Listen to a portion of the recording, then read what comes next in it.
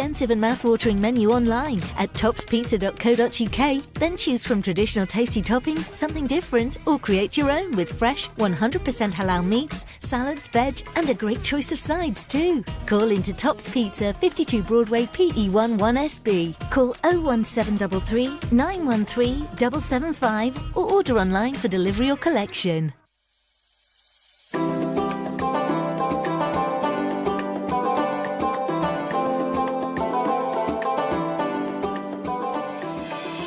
Peterborough's community radio station, Salam Radio, 106.2 FM. Assalamu alaikum, you are tuning into Her Chronicles. I'm your host Maleeha Iqbal, and Her Chronicles is a radio show where we take a deep dive into womanhood, various aspects of a young woman's life, including her physical, emotional and social experiences. In the studio, I'm joined by a special guest, Yasmin. Thank you so much, Yasmin, for joining me in the studio. How are you today? Alhamdulillah, I'm fine. Yeah, assalamu alaikum wa rahmatullahi wa barakatuh. Yes, lovely to be here. So, Yasmin, you are the manager at Gladka. Yes. Could you talk us more about the organisation and what your job responsibilities are? Okay. So, my current role is I'm one of the directors now / manager. So running the organisation, and I think it does not need much of introduction. It's a very, very popular organisation, well established for now over 52 years. And my role is to obviously run the organisation, whether it's fundraising, delivering projects, looking at the demands, the needs of the communities, and bringing things into practice for delivering projects. So what type of projects and programs do you have on right now or have had in the past? Okay, so one of the predominant activities at Gladka is the teaching and learning of education. So that is ESOL courses. So that's particularly obviously for those migrants settling in. And one of the main focus is to kind of address the language barrier. So we are franchised with Inspire Education Groups. We get our funding through them, and we've got nearly about more than 500 learners going through the learning stream in an academic year. So that is one of the predominant activities. Other than that, we've got health and wellbeing projects, immigration advice, coffee mornings, which discuss topical issues. So, any demand-led activity is what we try to deliver, and obviously that's dependent on funding. As soon as we get funding available, because the fuel of the organisation is the funding. Of course. What were the reasons behind creating these programs, especially why is it so important now with new people coming to Peterborough who have recently just come here from another country as well? See, migrants have always been coming to UK. Has always been a core kind of migration has always been there, and the main reason is what we're trying to address now is the barriers. The barriers to addressing those barriers and linking the migrants to the services. So we kind of empower them, give them those skills so they can integrate into the British wider society, start getting into employment or understanding what services are out there, and linking them to this mainstream society. Yeah. And if someone wanted to get involved in these programs or just get your support, how would they go about it? Well, one thing is sure that we are the beating heart for the communities. We are very, very popular, word of mouth, and we are there on the website. We've got Facebook. So we are very, very popular. We are a cornerstone for the communities. A 52-year-old organisation is a long-standing organisation. Yeah. So the job centre, we get referrals from the job centre. We're linked within all the communities. Networked very, very strongly with the communities. So, we can't be missed out. And speaking of communities, how do you kind of bring different segregated communities together? Gladka is a very multicultural organisation. we have nearly, I would say, 32 different ethnicities and backgrounds accessing the services. I mean, you walk into our classrooms, you'll find about 10 different nationalities sitting in a classroom of recent ESOL course. So we are already very, very diverse. So linking with the different communities, and we are already working and networked with the communities. We are a community engagement connector by the council. We've got that already labelled up as a community engagement connector. So we already have the sitting audience there. Yeah. That's amazing to hear. How do you kind of ensure that the needs and voices of individuals and communities you serve are taken into account in your progress? Feedback surveys are continuously done. And we sometimes, anybody work with of a reception or of a door is open. We've got an open door policy. Anybody can walk in and ask, are you giving this service, or we need this? We do a lot of surveys, whether it's health inequalities or any other services which you need with the well-being or with the courses that they require. So we collate all that information. After collating, then we look into what is needed. We deliver demand-led activities. And I can give you so many examples of that. Yeah, can we hear some of this positive feedback? Yeah. So I will start with, obviously, the pandemic time. So during the pandemic, organizations like GLADCA became the frontline workers, and at that point we changed our services to, obviously everything was locked down and we needed to go to very virtual services, but we had our doors open as frontline workers, and for the first thing was that to make people understand that how to keep safe, because I know there was a lot of information out on the websites, on the television, in the news, but not everybody is very conversant with English.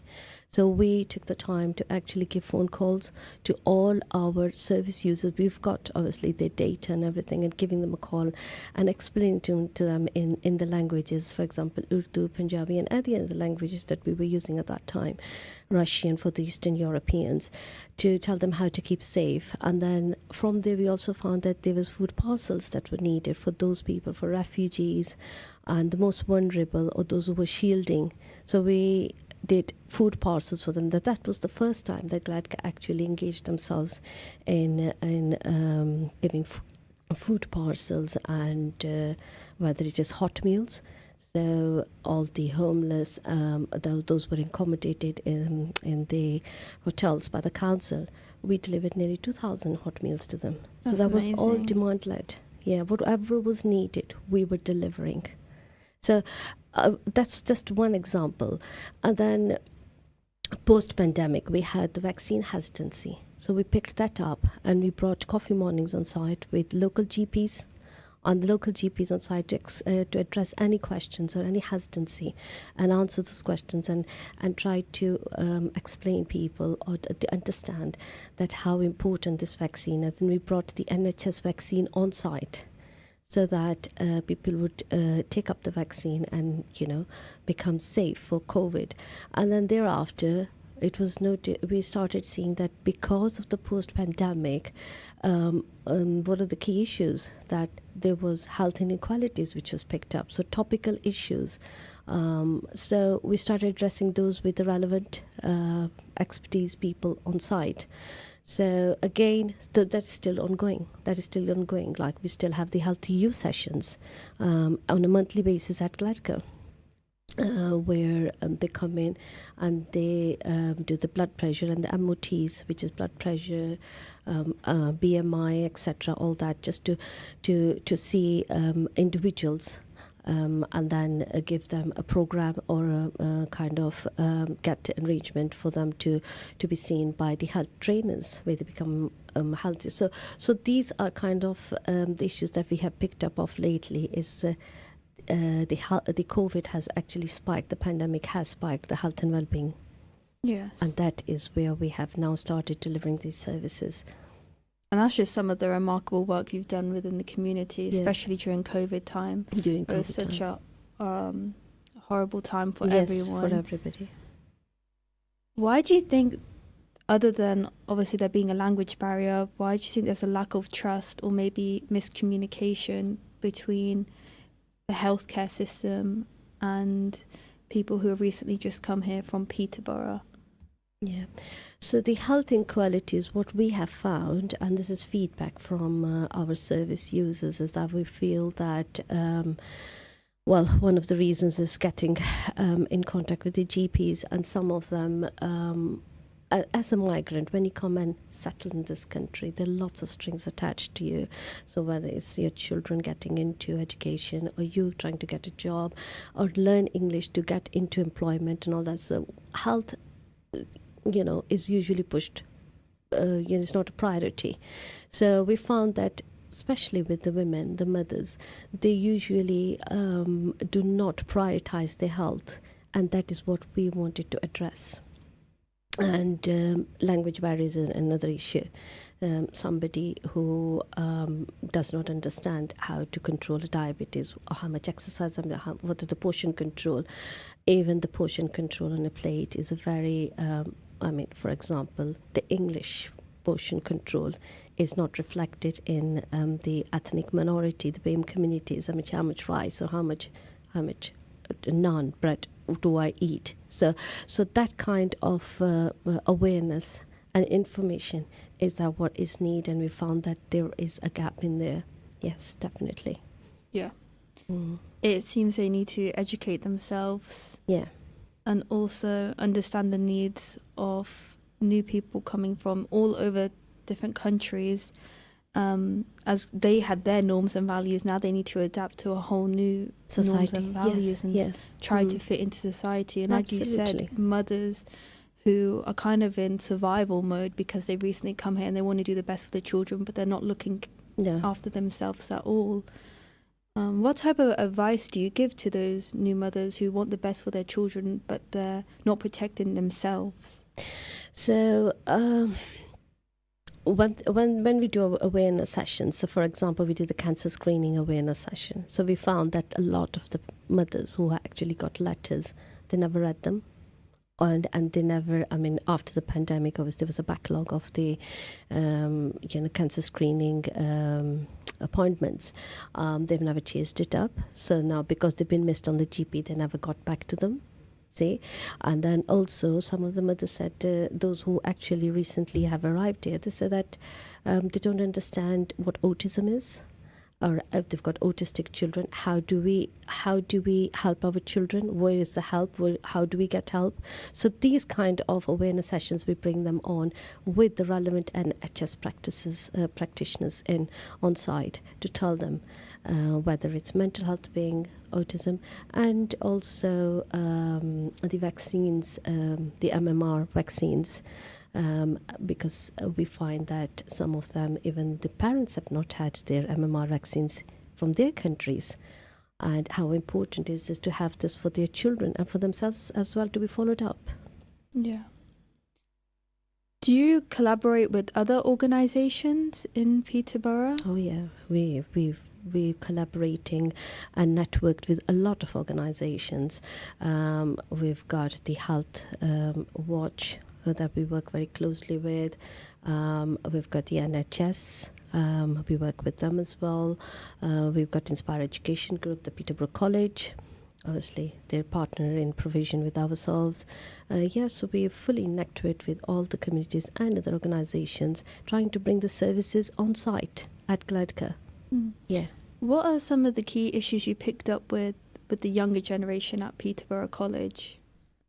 So we don't work with we are an adult 19 plus organization. However, we are doing projects with them. We did a recent one that was last year. We did an intergenerational cooking. That was a very interesting one-day session where some of our learners actually joined up with younger learners from the college, and that was to cook their cuisine, their national ethnicity, cuisine. So they prepared. There was all from different countries, whether it's Iran, Afghan, there was Polish. So this was intergenerational cooking. Yeah, so that was really good, just for the younger generation also to understand, as a migrant, when you come into the country, what are the challenges and how hard is it to settle down here first. If you've got a language barrier, and so to learn the language and then to start kind of integrate into the society. Wow, that sounds like such a fun event, bringing all different types of cuisines. Yeah. But talking about an issue that affects us all. Yes. What were the feedbacks you got back from that event? Yeah, that was very positive. They thoroughly enjoyed it, and that was bringing two different generations together. It was very, very successful. We are meaning to do another one this year, and probably widen that up with more participants. Yes. Yeah. As a whole, we want Peterborough to celebrate and uplift it being multicultural and everything. How do you think Peterborough has done with trying to celebrate different ethnicities and culture in Peterborough? I think Peterborough is a very, very diverse city, and I will say that there is some very good work happening, and it does celebrate. It does. We've got various different diversity events happening, whether it's Peterborough Presents or other organizations actually just kind of celebrating the multicultural and the diversity, connecting communities together, different communities. There's a lot of that going on, yeah, and people connecting with each other. Yes, I would say that it has done. It's a very, very multicultural, a very diverse city. Yes. Yeah. I've noticed there have been more events where you can go to that are celebrating culture, like Yes. we have at schools, you have Culture Day and Yes. everything. Yes. You also did an event, I believe, at Jack Hunt's Yes, school, that was a very successful one. Very successful. This is the second one. I think the earlier one we did was that was mainly done by Inspire Education Group, Peterborough College, where the younger ones actually got together and they celebrated the diversity event. And this one was followed up in July 2nd. This was very, very successful. So we had about 10 different communities coming together and presenting their cultural dances. We had nearly, I think, 250 participants attending, yeah. And there was food, and it was such a lovely evening, yeah. And it was so nice to see so many people connect with each other and, enjoy the performances. And it was an amazing, amazing evening, yeah. It's so amazing how everyone could come together to share just a snippet of the beauty behind their culture. Yeah. It must have been nice for especially people who aren't really familiar with people in Peterborough to kind of connect and make friends. Yes. So by bringing all these communities together, you kind of make them very strong communities, very bonded communities, and then by celebrating the different cultures, you tend to respect and understand. So understanding different cultures. So we had the Hindu, and then we had the Lithuanian. So we had so many of different ethnicities, performing. So these kind of events do bring people together, and by bringing together people is celebration, and that is what is empowering people. Yeah. A sense of belonging. Yes. Yeah. 100%. Yeah, especially just understanding someone's culture, like you might see on social media. Yeah. But actually hearing it from someone you know and them showing the beauty in it. Yeah. So it also very good for the mental health as well. So it kind of gives you the happiness, and you make friends, and after that the feedback was so good and people felt so connected. They really enjoyed the session, the event, and they said, we want to know when is the next one, we want to participate, we want to bring this community on as well. So we got so many emails from everybody saying that we want to have another one of a similar kind of event. So yes, these are the ones which not only empowers us, it actually empowers Gladga, because we do foster community cohesion. Yes. And we are a pathway to community cohesion. That's what we are. That's such amazing feedback to hear Yes. from all the people. It's all your hard work Yeah. and the dedication of the whole Gladka team bringing communities together. Yes. How do you ensure that you are sensitive around different culture issues people may face? Well, as I've as I would just repeat again, that we are a very multicultural center, and we would be sensitive to different, I mean, just picking up anything that anybody would say, like diversity is people coming in from different ethnicities. Like, for example, we have women only classes for the women who have never had any kind of formal learning in their cultural kind of or in the country that they come from. So we do give that priority as the first step to learning with women only classes. So that's done on a very pre-entry level. So we respect that, and we give them the opportunity to build their confidence, so that as they move on, then they become confident enough to be sitting in a mixed classroom with men in there and learn. So that's just an example that we do respect what different cultures or ethnicities would require in their services to be delivered. Yeah. And how can a woman go about joining these classes? We are 80% women service users for our ESOL courses. We're 80% out of the 500, because mainly men are the breadwinners, and as soon as they get jobs, they move on. So the women are, like I said, the job center referrals, and very, very popular. We are a one-stop shop for the communities. Yeah, very, very popular. So yeah, as soon as they come in, and if they say that we would prefer to have a women-only session, that we give them that. At least it should not be a barrier for them not to start to learn. Yeah. And that should make them feel... They feel very comfortable to start learning. And as soon as they move on, because we start our ESOL courses from the very beginner's level, from a level where somebody would come in and has never even held a pen. From a level where they don't even know how to write their name or address. So the first milestone achievement would be for them to just write their name and address. So we start from that level. And then there's the reading, writing, and speaking, listening. And then they move on to pre-entry, then entry 1, 2, 3, level 1, level 2, the GCSE standards, where they receive certificates. We're accredited with the city and guilds. And then they move on. Some of them have moved on to vocational courses, some of them on to jobs, and some of them even going to unis. Such great achievements. This is an achievement, yes. I've got so many case studies. If I start saying them, and it's such heartwarming to see this. Some of them actually coming back to us and saying, we want to give this back to the community. We want to do something for Gladka.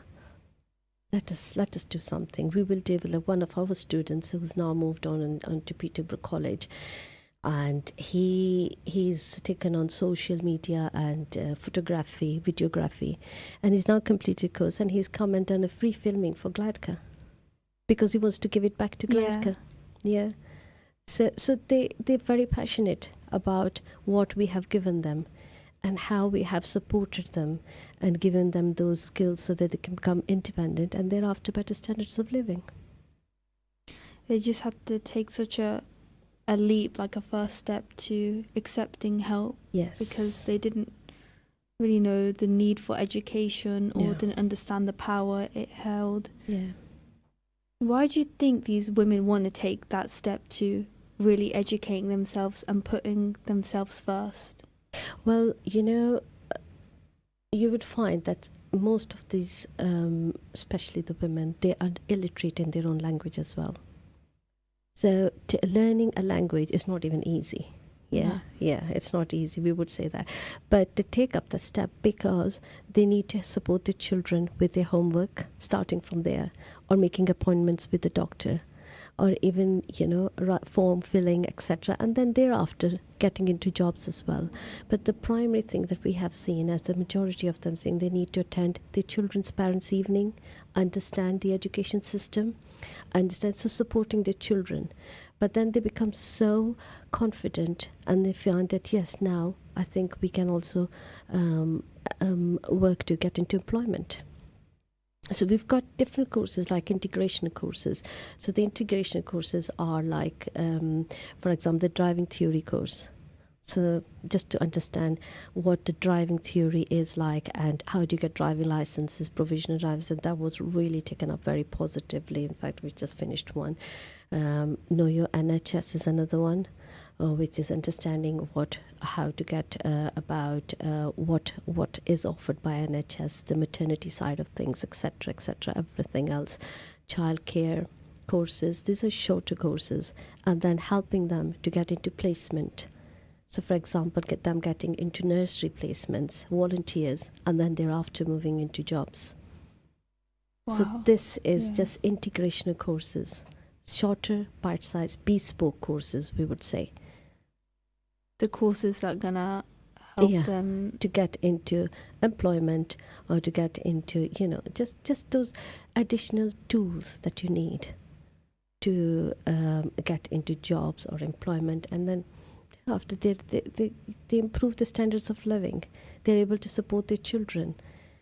Some of them have gone into, I know 2 of them have now taken up the drivers' employment as drivers, got jobs there. So, yeah. Trying to just improve their life better for their children and themselves. Yeah. Join us after the break, inshallah. Thank you for listening so far.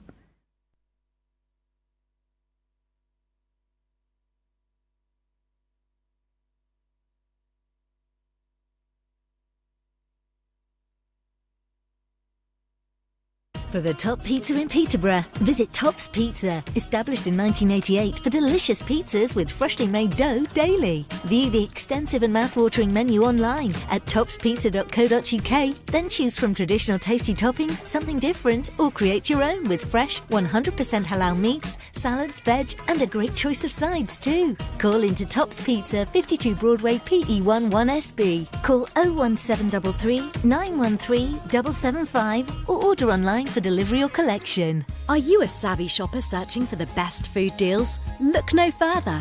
Adams Cash and Carry can help you save big.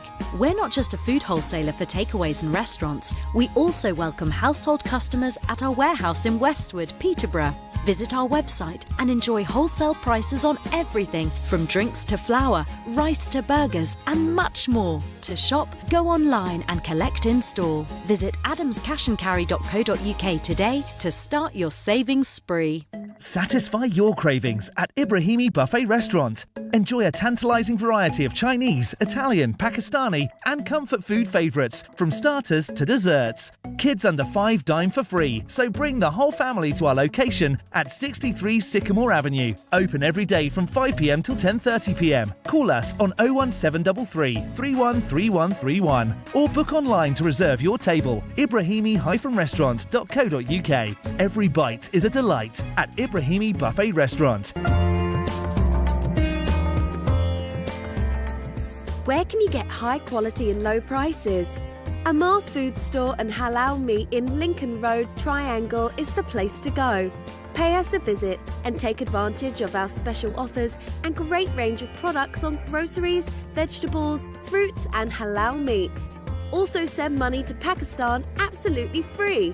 We have all top brands at special offers, offer free customer parking and provide a free local delivery service. Amar Food Store and Halal Meat, 613B Lincoln Road, Peterborough. Call us on 01733 687 374. High in quality, low in prices. Whether you visit the Berry Furniture Showroom at 78B Fengate in Peterborough or view and buy online, you'll be amazed at the quality and style you could enjoy in your home. With beds from just £299 and complete 321 sofa sets from less than £1,000, you'll also be amazed at their wholesale prices too. Plus, there's a 1-year free warranty on sofas and beds, subject to conditions. Find out more, click on Berry. That's BERRE furniture.co.uk or call 01733 300 517. Discover peace of mind with Islamic wills from W&P Legal and Mariam Khan. Expertly tailored to respect Islamic principles and UK law, ensuring your legacy is honoured. We offer tax-efficient wills, probate, lasting power of attorney and more. Trust us for a culturally sensitive estate plan. Your legacy, our priority. Call W&P Legal now on 01778 252 301. Do you own a restaurant or takeaway? Cater Fair is an expert supplier of new and used commercial catering equipment. Visit caterfair.co.uk for quality equipment on sale at the lowest prices. Or call us on 01733 310 115 or visit us at 11 Royce Road, Fengate, Peterborough.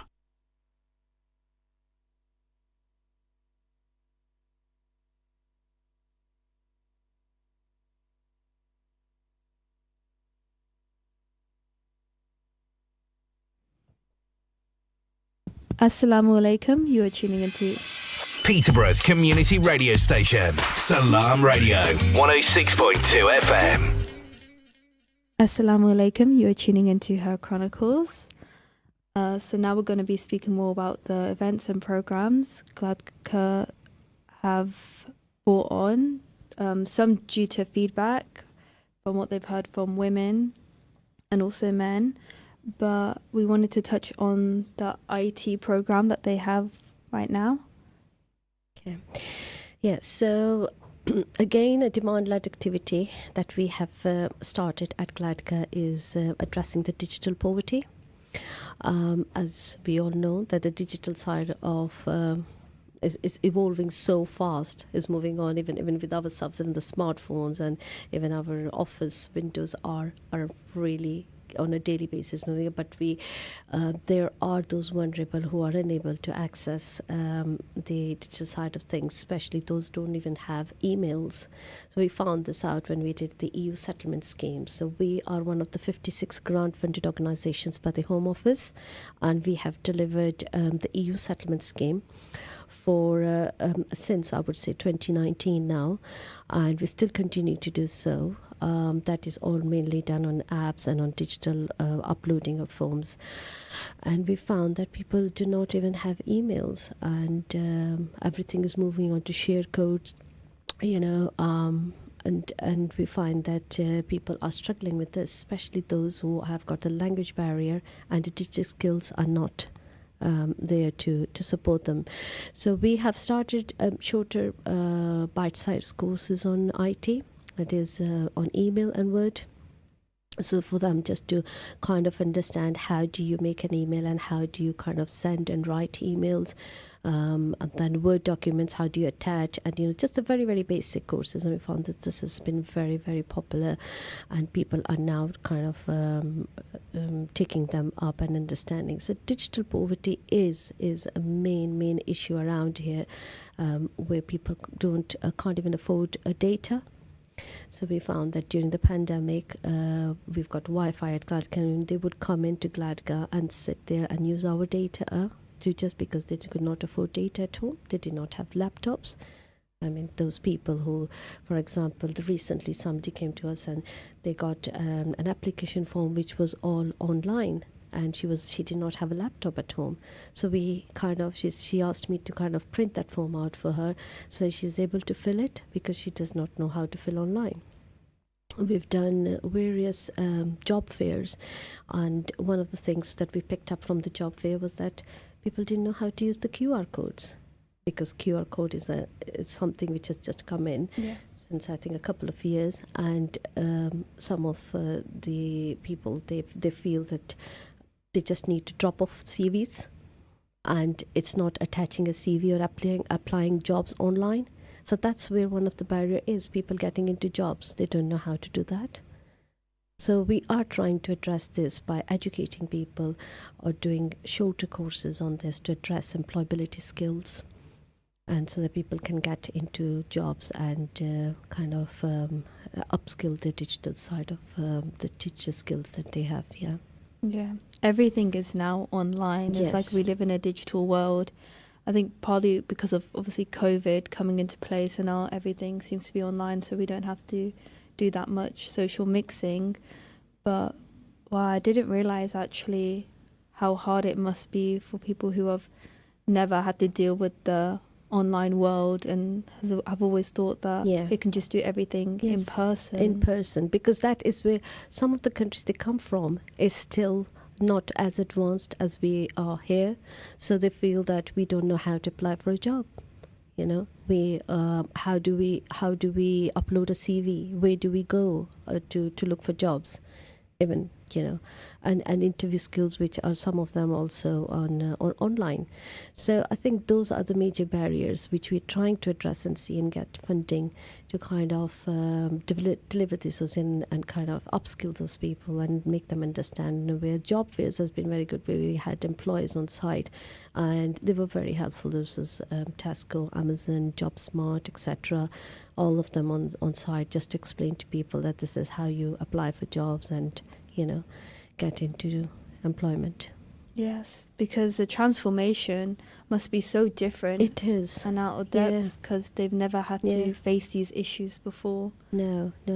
So QR codes was such a, for them was something so new. So it's, how to scan this, and then they didn't know how to kind of populate the form, just fill that out.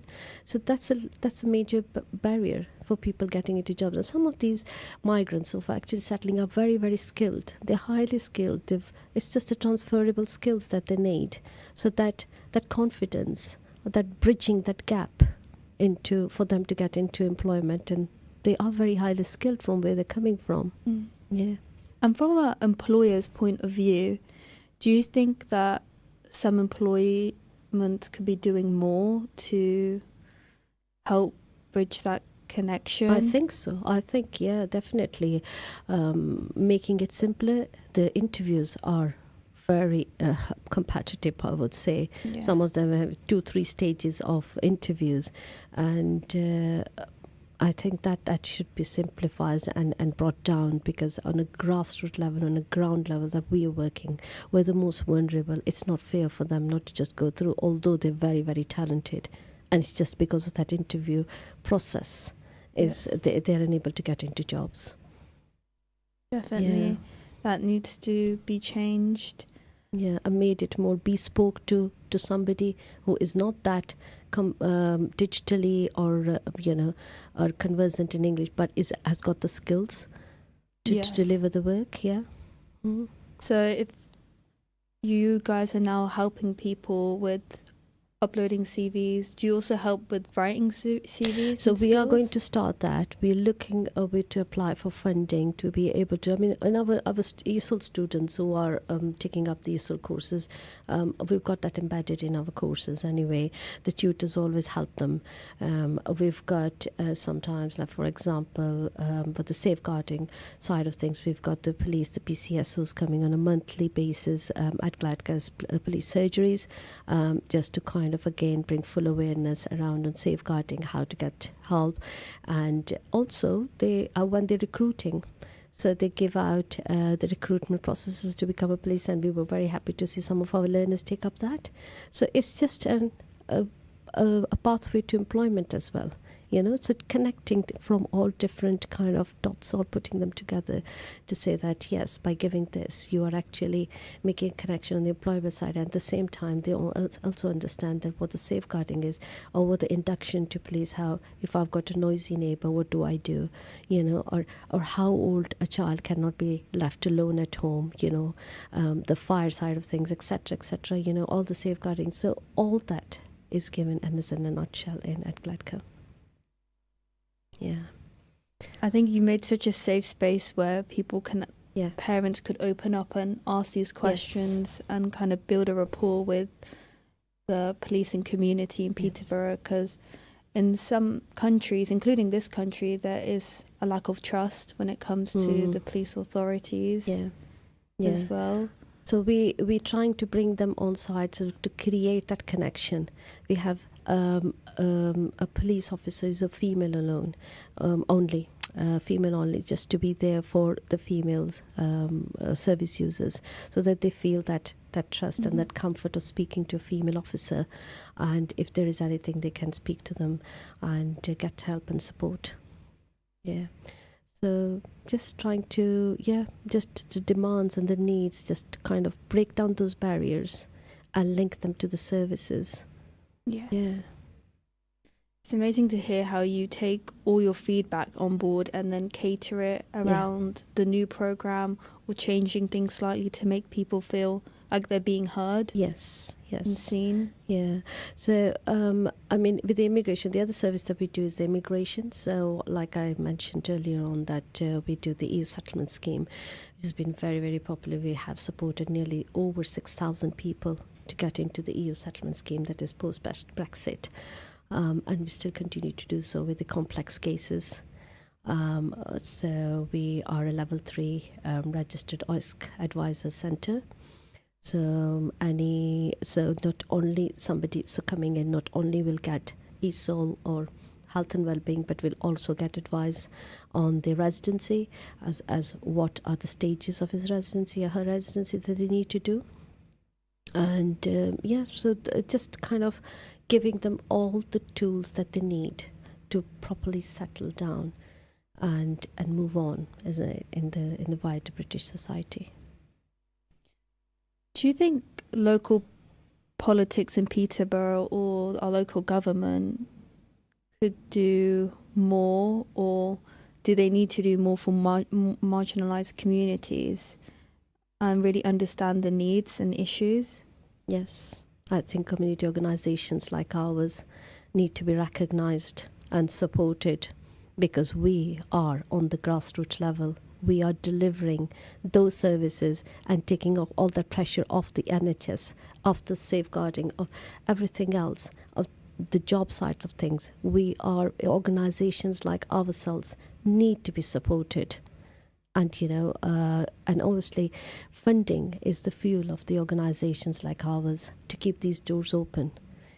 And to deliver those services and listen to us and come and connect with us and say they are already connected. I would say we are not, because we do have support, like with the Home Office. We're delivering, like with the upcoming change again, with the e-visas now going, with the e-visas coming in. The residence permit is now moving to e-visa. Now that's another transition again. That's all going digital. So people need to understand the digital aspect side of it, and how do I access my residence card, because all these resident cards will now, after December 2024, will move into e-visas. So I think we need to be supported, and in these kind of aspects, and those gaps in the provision, like welfare advisor, because that's another universal credit, that's all online as well. Homelessness, housing issues, we've supported with so many housing on a voluntarily basis, trying to complete their housing applications. Again, digital poverty, not everybody has got the data to complete a housing application if you're homeless. So there's a lot of issues that seem to go neglected by them, but LADCA strives to cover all the bases and really just protect migrants coming into Peterborough to create a better lives for themselves.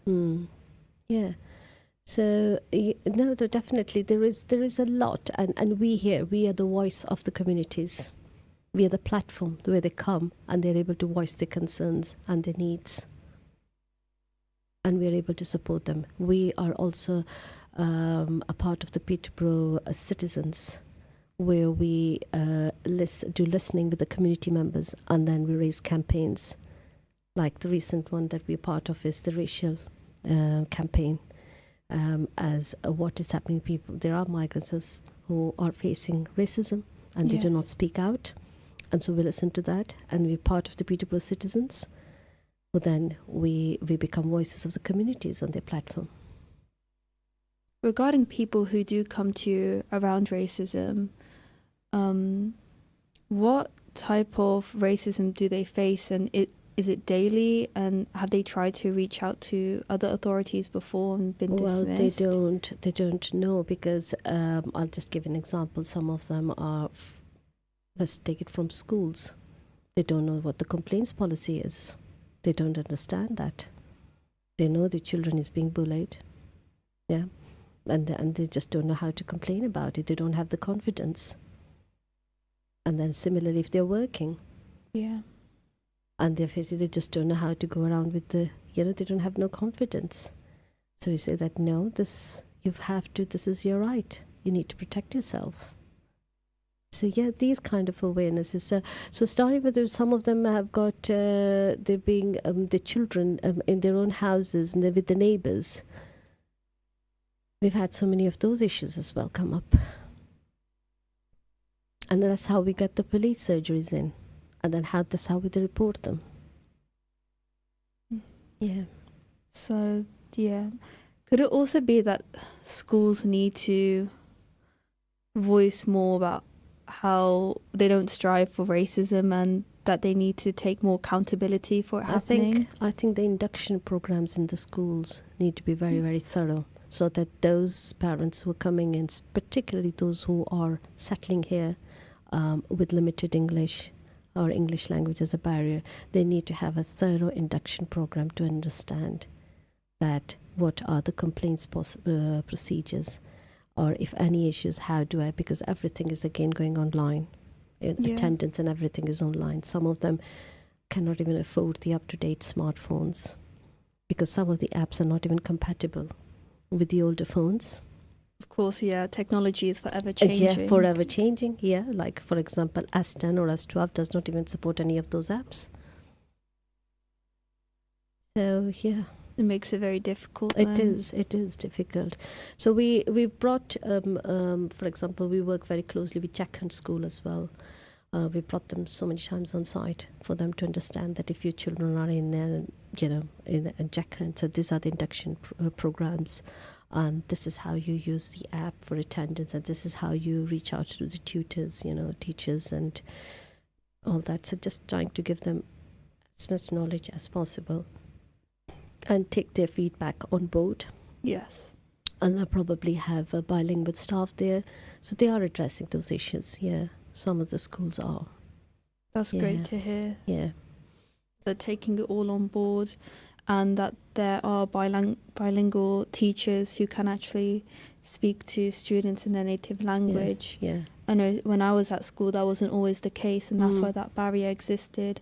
And that's why there was this instant disconnection with new students who are coming who English wasn't their first language. Yes, of course.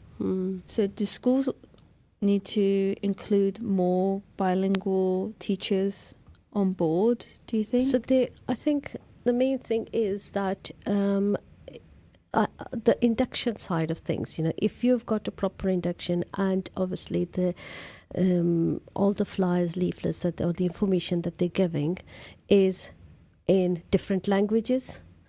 So as a parent, you would know exactly that how do I approach if there is this issue. And then, yes, the bilingual side of things, I mean, with all, our organization has got bilingual.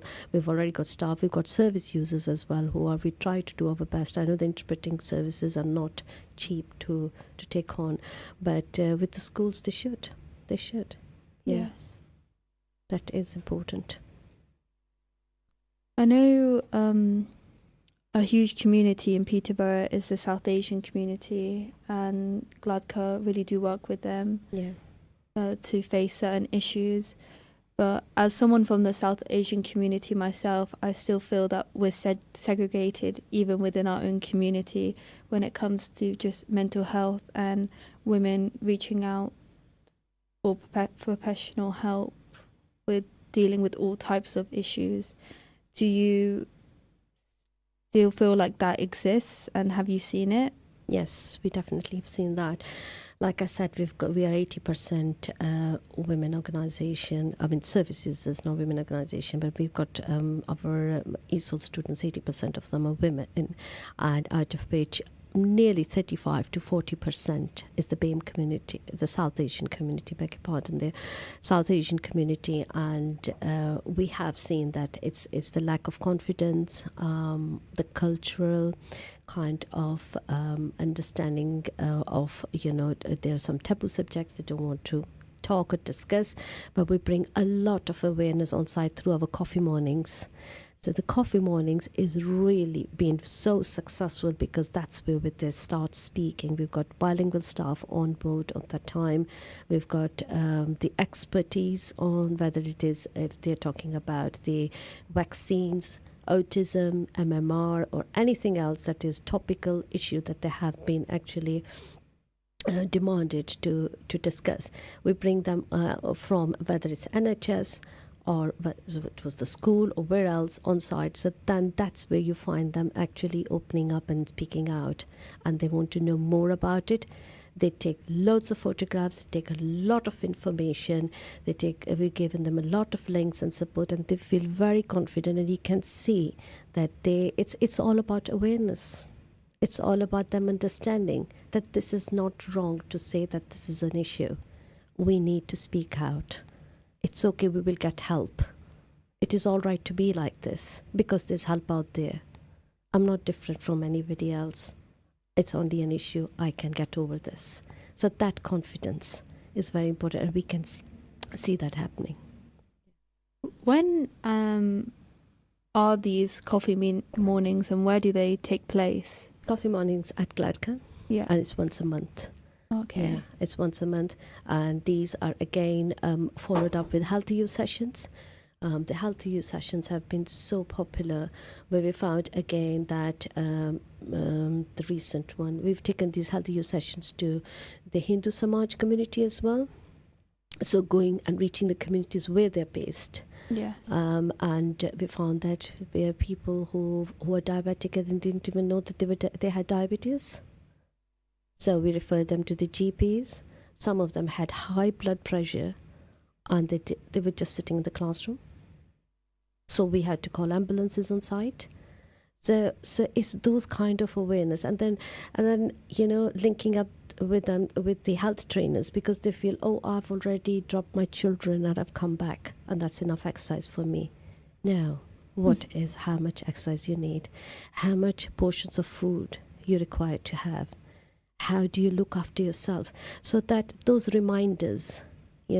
So we've seen that there has been so much of a change that those women have actually come back and told us that, what, we have lost weight, we're feeling much healthier, I am now able to control my diabetes, I didn't know I was diabetic. So these are just some of the examples, so them to understand what is a BMI and how I need to reduce weight. I'm above the BMI. I never knew anything about that. Yeah. So it's awareness and understanding. So we've done health literacy courses. So this is how to be healthy. So this was about 4 weeks course, 2 hours over the 4 weeks, and for them to just understand that how much exercise they want, 2 hour sessions on how much exercise you need, what you need to do. We've got yoga sessions now that we do at Iqbal Center, Allama Iqbal Center, and that's happening on every Wednesdays. And these women are going there. They're doing yoga 1 hour, and then we've got the healthy walking sessions. We take them out for a walk. Yeah, let's go for a walk. So they go with the yoga tutor for a walk for 1 hour. So that's been so good. And these some of them, group activities are really helping. They're very good. Yeah, so they help them to go out. And then with the isolation as well, don't feel very isolated. They make friends, and they move on. So we took a group to the museum the other day. So understanding where there's a museum, go and understand what the heritage is. Gladca itself has a heritage. Let's take you to other places like heritage stages. So we took them to the museum, and it was so surprising. They had never been there, and now they'll be taking the children just to understand. So these are just very simple activities, but they're so important for you, for your health and well-being, for your mental health. How much water you drink, how do you keep yourself healthy mentally, how do you keep yourself active? Yeah, because they've never had access to this information, and through education, they've never been taught, actually, how do I take care of myself in the right way? In the right way.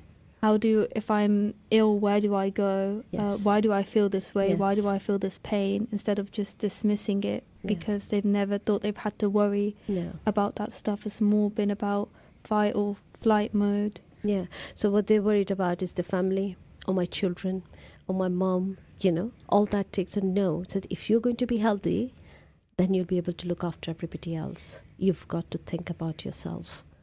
Yeah. And they feel so much better.